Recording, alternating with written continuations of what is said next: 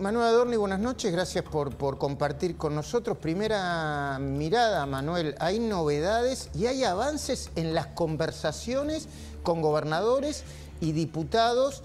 Estamos hablando de la ley laboral y la ley ómnibus. ¿Qué avances, Manuel? Bueno, a ver, me parece que lo dijimos siempre, ¿no? Cuando lo dijimos con la ley original, dijimos, bueno, esta ley está para ser mejorada y todo es perfectible, por supuesto. Y lo volvimos a decir ahora. Digo, íbamos a poner la ley sobre la mesa, íbamos nuevamente a aceptar todas las mejoras y sugerencias que se quieran hacer. Y por supuesto que para nosotros que haya intenciones de cuestiones que están en el DNU, incorporarlas a la ley, también nos parece sano. Por supuesto, siempre en la línea para cualquier tema que plantea el ministro Caputo, que no es ni más ni menos que lo que plantea el presidente y lo que defendemos todos, que es el equilibrio de las cuentas públicas, el déficit cero y toda la línea económica que estamos siguiendo. Así que mientras que eso no se negocia, todo lo demás se puede discutir y mejorar. Tampoco vamos a negociar, tampoco vamos a entrar en esta dinámica de te doy esto, dame lo otro, te saco esto, sácame lo otro. Eso no pasó antes, no va a pasar ahora y no va a pasar nunca en los 4 u 8 años de gobierno que nos queden. ¿Cómo 8 años? ¿8 años tiraste? Bueno, pueden ser 4, pueden ser 8. Fuerte eso. No es tan fuerte lo que dice la Constitución. No, pues ya están pensando en eso, Manuel, ¿o no? Sí, no estamos pensando en nada, digo, lo que puede durar el gobierno. Sí, eso es cierto. Bueno, a ver, digámoslo, el presidente Javier Milei habla naturalmente de que si le va bien, eventualmente se va a presentar una reelección 4 años más. Hay algunos que lo quieren cansar para que se vaya rápido. Claro, después vamos a hablar de eso, pero en ese sentido, Pablo, Manuel, el decreto, el DNU, por las jubilaciones, que ahora dentro de un ratito vamos a dar detalles con Camila, y que llevaría las jubilaciones, entiendo yo, la mínima 244.000 pesos, no 204.000, sino 244.000 pesos. ¿Va en esa línea? O sea, no rompe el equilibrio fiscal y además le permite recuperar algo de lo que perdieron a los jubilados. Nada de lo que hagamos rompe el equilibrio fiscal. Nada lo va a romper porque nosotros no nos movemos fuera de la restricción presupuestaria. De hecho, enero y febrero dimos cuenta de que eso efectivamente se iba a cumplir. Y vamos a hacer todo lo posible para seguir en esa línea porque es la madre de todas las batallas. Nosotros sabemos que si alguna razón tuvo este país para romper un sinfín de signos monetarios, para quitarle 13 ceros a la moneda, más otros 3 que le deberías restar ahora, y que has despedazado los índices inflacionarios, es precisamente por el déficit fiscal. Así que eso es innegociable, porque sabemos que la única manera de tener previsibilidad es, entre otras cosas, terminando con la inflación, ¿no? Una inflación que el mundo resolvió hace 50 años, ¿no? Nosotros seguimos discutiendo, o hasta no hace mucho seguíamos discutiendo cuáles eran las razones de la inflación. Bueno, eso se terminó. Terminamos con el déficit fiscal. Para nosotros es fundamental que el país entre en un sendero de eliminación total de la inflación y en línea con eso, efectivamente, como la madre de todas las batallas es el déficit fiscal. El déficit fiscal no se negocia, ahora, no importa lo que hagamos. Manuel, en torno al tema jubilatorio, esta modificación en base al cálculo inflacionario que tiene como plan maestro el gobierno, ¿es de larga duración? La solución del sistema previsional, sistema mixto, esa propuesta de un sistema previsional sustentable, ¿cuán lejos está de las posibilidades de plantearlo? Bueno, la reforma integral del sistema previsional indefectiblemente tiene que venir con una reforma integral de las leyes laborales, ¿no? Del esquema laboral argentino. De un lado tenés trabajadores que sostienen a los que están del otro lado, que son los jubilados. Digo, esto es el ABC, ¿no? Así que lo que no quita que uno trate siempre de poder corregir algunas cosas. En este caso, la fórmula. La fórmula, vos pensás que llevaba 20 meses de bonos compensatorios porque la fórmula había fallado, ¿no? El bono no es un invento de este gobierno. Digo, hacía 20 meses que la Argentina venía compensando a los jubilados discrecionalmente con el funcionario de turno a los jubilados que habían sido estafados con una fórmula que no incluía la variable de inflación. Increíblemente defendían a los jubilados en un país que el gobierno anterior se fue con más de 1000% de inflación acumulada, los pretendían defender con una fórmula que no incluía la inflación como variable. Perdón, porque la inflación era una estrategia, no una consecuencia supuesto. no deseada. Cuando vos pones por la supuesto. inflación como una estrategia política o económica, pasa. Pablo, pasa eso. Luis Cortido, si me permiten esto, el gobierno anterior cambió la fórmula jubilatoria porque se dio cuenta en la espiral inflacionaria que iba a entrar el gobierno. Por eso sacó la fórmula de Macri, Por eso. que era por inflación, y la hizo Que era mejor, no era suficiente, pero era mejor que la de Alberto Fernández. 70-30 era, Claro. como el Fernández, No, ¿viste? pero yo lo que... Como decís vos, Pablo. A ver, Sí. A ver, Manuel. nosotros apelamos a la honestidad intelectual o a la honestidad intelectual que les quede. Digo, te jubilaron 4 millones de personas, despedazaron al jubilado que había aportado toda su vida. De hecho, pensá que cuando en aquel momento el kirchnerismo estatiza las AFJP, estafando un montón de ahorristas, incorporando al sistema 4 millones de jubilados sin aporte. De hecho, hoy el sistema tiene más jubilados y pensionados con moratorios, sin los aportes completos que los que han aportado toda su vida. Entonces, el sistema está claramente quebrado. Aparte, la ANSES la transformaron en una gran caja de subsidios, donde además achataron la pirámide. O sea, no es que estafaron al de la mínima, no es que estafaron al que cobra 2 jubilaciones mínimas, no, estafaron a todos. Al que cobra la máxima también lo estafaron, porque aportó toda su vida, porque todos se han olvidado de ellos y porque hoy seguramente debería tener una jubilación mucho mejor de la que gana. Hoy ayer Luis Caputo, en la cornisa, dijo precisamente eso. Fíjense ustedes, porque esto no es gratuito, ¿eh? Cristina metió por la ventana a un montón de jubilados sin los aportes necesarios, agrandó la torta y el reparto tiene pedacitos cada vez más chiquitos, es inevitable. Mirá. Lo que muchos hablan de licuación, la verdadera licuación con los jubilados vino con las moratorias. O sea, vos pensás que hay una base de trabajadores que se mantiene la misma desde el 2011. O sea, el número de trabajadores no crece desde el 2011. Esos antes, digamos, con sus aportes, soportaban 2 millones de jubilados. Ahora esos 2 millones de jubilados son 6, porque el kirchnerismo metió 4 millones más de jubilados sin los aportes correspondientes. Naturalmente las cuentas no dan, o sea, esa es la primera gran licuación. La segunda fue la fórmula, que nosotros denunciamos desde el día 1, que era una fórmula malísima. Entonces, nada, lo queremos solucionar el tema y muchos lo usan políticamente. Estamos hartos de que lo usen políticamente, entonces al aumento del 30% que le dimos el mes pasado, le estamos sumando el 13,2% de la suba de la inflación en febrero, más un 12,5% de recomposición. Más el bono. Más el bono. Sin tener en cuenta el bono, digo, esa recomposición, ¿sí? Ahora la nueva jubilación mínima va a ser 172 más el bono, pero digamos 172 contra 105, si haces 172 dividido 105 menos 1%, te va a dar 64% de recomposición. Muy optimistas y muy seguros con respecto al futuro, tanto Javier Milei como Caputo, y descuento que Adorni. Pero esta tarde sucedieron cosas muy importantes. ¿Nos la contás, querido Esteban Trebuch? Sí, hubo diálogos entre diputados muy importantes, sí, algunos del PRO, básicamente del PRO, sí, con 2 figuras centrales del gobierno. Una es Guillermo Franco, sí, entrevista que mantuvo con Pablo Rossi y Eduardo Feynman hace un rato nada más, y también con Nicolás Pose, que es el jefe de gabinete. Hablaron básicamente de esto que adelantaban hace un ratito nada más, incluir la reforma laboral, porque se cree que están los votos en la ley de bases o en la ley ómnibus.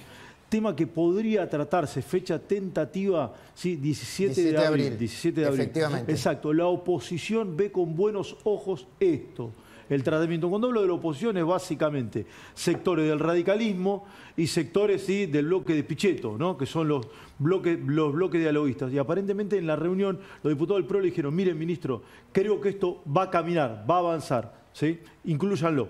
Decime, Pablo. Que del diálogo con Franco pudimos, me parece, interpretar que apuestan a que el 17, cuando comience, se integre por comisión el tratamiento de la ley bases, allí se defina qué proyecto de los muchos que hay de reforma laboral se va a discutir y se apruebe. discute. No quiere el gobierno imponer uno propio de antemano, quiere llegar ahí con cierto consenso armado. Y el otro gran capítulo es la corrupción del gobierno anterior, la herencia, la pesada herencia que están empezando a tapar tapa por tapa y se encuentran cada vez con más olor a podrido. Lo último fue lo de los seguros del Ministerio de la Mujer, ¿no, Manuel Adorni? Contanos un poco, para que entendamos todos.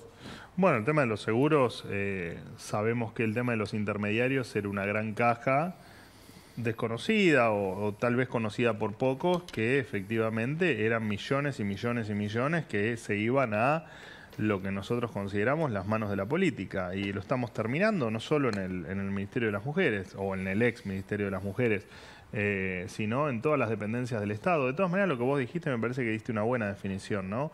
En todas las ollas que destapás, algo te encontrás. Y no importa mucho ni en qué dependencia, ni en dónde sea, efectivamente en todos lados hay cosas para corregir. Y déjame hacerte un comentario sobre la reforma laboral. Vos decís, bueno, ¿y por qué ahora, no? ¿Por qué ahora tiene más consenso? Bueno, lo cierto es que hablas con cualquier empresario en Argentina y te dice, muchachos, hace 10, 12, 15 años que no contratamos una sola persona y que nos da miedo contratar y que la verdad es que cada vez que contratamos una persona casi que lo adoptamos porque después quedamos metidos en un esquema en una justicia laboral o en leyes laborales que la verdad nos hacen muy difícil cambiar cambiar el negocio, cambiar la forma de gestionar nuestro negocio, de desvincular a un empleado.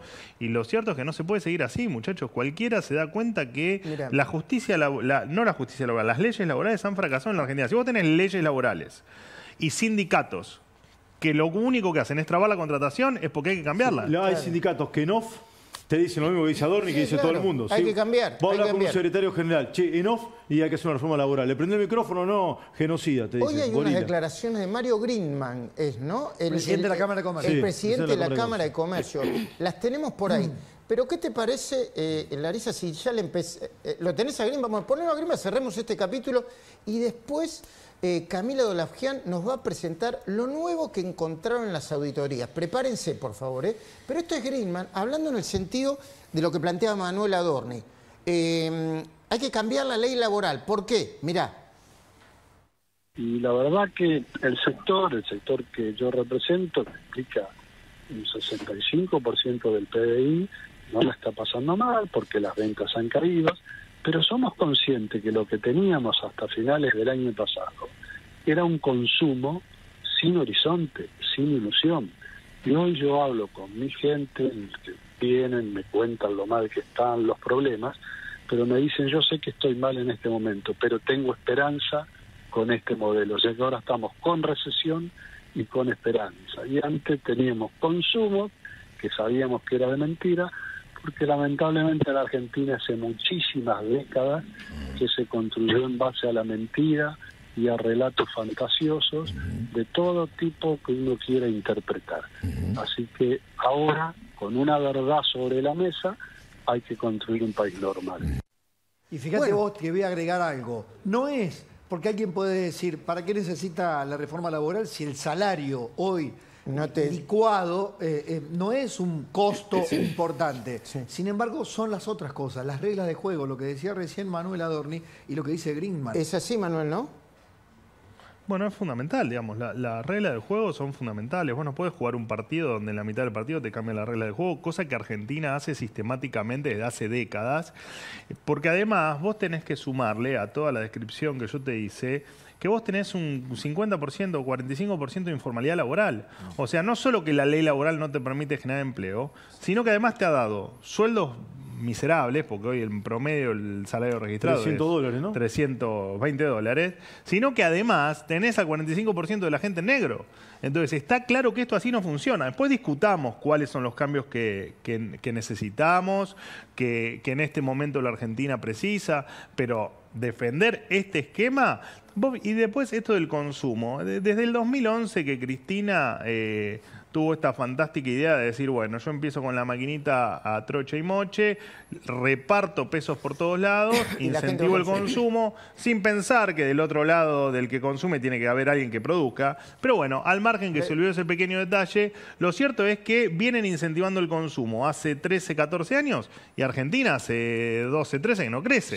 Así que evidentemente, muchachos, hay cosas del pasado que no quieran que vuelvan porque no han funcionado. Ya que hablamos de empleo, hagamos un breve ping-pong así entre Camila y te vamos a pedir tu mirada sobre lo que acaba de descubrir Camila Dolavgian. Telam ya cerró, ¿no? Manuel, Telam ya cerró, ¿no? Telam está en proceso de desmantelamiento, como digo yo. Sí, a ver, hay que tener en cuenta que cada organismo que uno cierra es un proceso largo, tedioso y burocrático que cada organismo, cada instituto lleva su tiempo. Telam está en proceso de desmantelamiento. Los empleados no pueden entrar, ¿no? Lo mismo que el INADI, digo, uno puede agarrar cualquier... Nosotros anunciamos la decisión, a partir de ahí empezamos con un proceso que a veces es más rápido, a veces es más lento. Bueno, disculpame que te interrumpa y yo voy a plantear lo que me dijeron a mí y vos corregime, Esteban, que tenés información también. Y Manuel, ni hablar, ¿no? Desde que cerró Telam, en Telam solamente hay fuerza de seguridad, gente de seguridad privada y algunos administrativos, lo que tienen que hacer lo necesario, lo mínimo. Mientras tanto, en otra oficina de Telam que queda sobre la calle de Defensa, van pasando a razón de 40 personas para negociar o su indemnización, o su retiro voluntario, o su jubilación. Esto por goteo va a terminar teniendo un organismo público o nada. Esto es lo que entiendo yo, ¿no, Manuel? Sí. Pero a ver, con cada cosa que se anuncia es exactamente igual el proceso. Porque detrás de eso, o del otro lado de esa cara, tenés al contribuyente que sostiene esos institutos. Tenés a un contribuyente golpeado por la recesión, por la falta de poder adquisitivo, por la inflación que hace 21 años que le viene comiendo el bolsillo, porque cada vez cobra salarios reales más bajos, que sostiene un Estado que ya no estaba dispuesto a sostener, y no es que lo inventamos nosotros. La gente se expresó en las urnas y eligió una propuesta que planteaba todo esto. De hecho, hoy tenés la imagen que sigue creciendo. ¿Por qué? Porque lo único que hace el presidente Milei es seguir adelante con lo que prometió en campaña. Bueno, hablando de eso, dentro de un ratito hablamos con Facundo Nejamkis, que viene con un cuadro también que sorprendió a muchos, ¿no? A pesar del ajuste, el presidente sigue teniendo un alto índice de adhesión. Yo supongo que a mí, de verdad me revuelve el estómago, no sé del otro lado de la pantalla, pero si a nosotros nos indigna, como nos indigna, me imagino lo que debe ser esto, Manuel. Bueno, pero esto, a ver, esto porque es tal vez un tema más sensible, pero en todas las áreas estamos revisando, auditando y avanzando. No sé si a la velocidad que la gente pretende, no sé si con los resultados que la gente pretende, pero lo cierto es que estamos avanzando en auditorías y en revisar cuál es el desastre en cada área que nos han dejado, o sea, la verdadera herencia. Digamos, no se olviden, nosotros ya el dinamismo que tiene todo esto a veces nos hace olvidar de algunas cosas, pero hace poco detectamos una red de trata en Chaco con planes sociales. Digo, había mujeres que les cambiaban el plan social por 13 sexo. mujeres. Y 13 ya está todo judicializado, por supuesto, pero digo, las cosas que hemos encontrado son de bárbaros, es algo muy impresionante. Sí. Ojalá que sigamos avanzando, ojalá que la justicia, que esto también hay que entenderlo, la justicia tiene que aportar lo suyo en todo esto para que cada cosa vaya teniendo sus responsables y que estos paguen su culpa, obvio. ¿Qué decías, Camila? No, un dato muy clave porque mencionó el tema trata. El Fondo de Víctimas para la Trata también está bajo la mira en el Ministerio de Justicia porque detectaron fuertísimas irregularidades con el otorgamiento de asistencia. Recordemos que esto es un informe de la CIGEN. Sí, esto no lo estoy diciendo yo, lo dice el órgano de control. Sí, bueno, otra de las cosas que se discutía sobre este gobierno, yo lo confieso que lo planteaba, decía, ¿se van a meter con la corrupción? ¿Hasta dónde se van a meter con la corrupción? ¿Cuál es la estrategia del gobierno? ¿Es que la justicia haga lo que tenga que hacer o nosotros somos querellantes y denunciamos, Manuel? Bueno, ahí me parece que creo que una de las primeras entrevistas que dio como ministro Cunio Libarona, que en un momento dijo, bueno, hay que mirar para adelante y seguir para adelante, se lo malinterpretó, se lo maltrató y se lo sacó completamente de contexto de lo que piensa realmente Cunio Libarona acusándolo de que no íbamos a revisar la corrupción. Y lo cierto es que una cosa es mirar para adelante y tener ansias de tener una Argentina distinta y de modificar todo lo que haya que modificar. Y otra cosa es que también íbamos a denunciar o íbamos a enfrentar cada acto de corrupción que nos encontremos. Que cada acto de corrupción son millones y millones y millones de pesos que se le ha robado a los contribuyentes. Todo lo que nombraste hoy, absolutamente todo, desde las sospechas con las indemnizaciones de los 70 hasta lo que se te ocurra, son muchos millones que le faltan en el bolsillo a cada uno de los argentinos. Manuel, cuando ustedes asumieron y tomaron la decisión de un ajuste brutal, porque la verdad que es un ajuste brutal, estamos de acuerdo con eso, ¿no, Manuel? Que es un ajuste... Bueno, lo de brutal no sé, lo definís vos como brutal. Sí, a ver, es Sacamos fuerte. la basura abajo de la alfombra. Sí, lo decía en ese sentido, ¿no? Fue brutal lo que hicieron, sí, claro. Sí, fuerte. Diciéndolo, ¿no? Nosotros siempre decimos acá que Sí, claro. No mintió. ¿Se imaginaban que a 100 días, cuando ya muchos hablaban de luna de miel o de pochoclo por Semana Santa, iba a tener semejante imagen el gobierno? Bueno, a ver, desde el sentido común te indica que no, que lo cierto es que ante el sinceramiento de un montón de cuestiones que te afectan al bolsillo, claramente la imagen iba a caer. Ahora cuando te sentás a pensar un poco cómo llegaste al gobierno y te das cuenta que llegaste contando lo que ibas a hacer, que coincide con lo que efectivamente hiciste, bueno, ahí entendés por qué efectivamente la gente sigue apoyando, porque de hecho yo hasta en mis propias conferencias contaba que íbamos a vivir unos meses muy difíciles, complejos en materia inflacionaria, en materia de actividad. Entonces lo que pasa es la primera vez, al menos desde que yo tengo uso de razón, que lo que se dice en campaña se cumple cuando sos gobierno, ¿no? Porque no nos olvidemos del 20% de aumento de los cuidados con los intereses de las LELIQs, no nos olvidemos de la heladera llena, de la parrilla encendida y de todas las estupideces que decían en campaña, que después obviamente no coincidían con lo que pasaba. Lo que pasa es que cambió el concepto, me parece que cambió, con estas elecciones cambió el concepto de gobernabilidad, ¿no? O qué necesitas para seguir teniendo, para poder seguir gobernando como lo venís haciendo. Antes la gobernabilidad, bueno, vos antes la gobernabilidad te la daba un grupo de políticos que se unían y se apoyaban entre ellos sin importar mucho lo que hacías. Digamos, vos podías encerrar a la gente 1 año y medio, podías sacarte una fotito en Olivo festejando mientras que estabas a todos encerrados, que mientras que la política te acompañaba no pasaba nada. Y no importaba mucho si la gente se moría, si la gente se fundía o si no podía despedir a sus seres queridos porque se morían y ellos sí. Hoy me parece que esa gobernabilidad ya no te la da un grupito de políticos, porque hoy no se pacta con ese grupo de políticos, sino que lo que se pacta es con la gente y es cumplir con lo que le prometiste a la gente. Entonces me parece que está cambiando la lógica de poder en la Argentina. Hay otra agenda, Luis. ¿Cómo? Hay otra agenda. Hay otra agenda, esa es la clave. Pero además, otra lógica es que, por ejemplo, la baja de la inflación está siendo bien recibida por la gente, no porque no reconozca que la está repasando mal. Le preguntan en las encuestas cualitativas, ¿la está pasando bien o mal? Recontra mal. Como el traste. No me alcanza la guita, aquello. Pero ve una luz al final del camino. A ver qué dice, en el sentido de lo que habla Dorni, el segundo cuadro de Opina Argentina. ¿Cómo evalúa la política económica del presidente Milei, Facundo? Manuel, ¿por qué el ministro Caputo dice, y Javier Milei cuando habla también con algunos periodistas, dice que la inflación está transitando ya hacia el dígito? ¿Qué significa esto exactamente? Bueno, eso, que en las mediciones que uno observa, por supuesto, de consultoras privadas, indican que efectivamente la inflación se sigue desacelerando. Después veremos el número final. Lo cierto es que lo que vos recién dijiste algo que es cierto, ¿no? Hay cada vez más expectativa. Yo bueno, acá no, porque acá me desvincularon hace un año, pero cuando me fui a los medios de comunicación en América y en Radio Rivadavia, la pregunta recurrente en los medios era ¿cuándo viene la hiperinflación? ¿No? ¿Cuándo esto revienta por los aires? Y lo cierto es que hoy nadie te pregunta cuándo viene la hiperinflación o cuándo esto revienta por los aires. Hoy lo que te preguntan es, bueno, ¿cuándo empieza la recuperación? ¿Cuándo se levanta el cepo? ¿cuándo se va a liberar más el comercio exterior?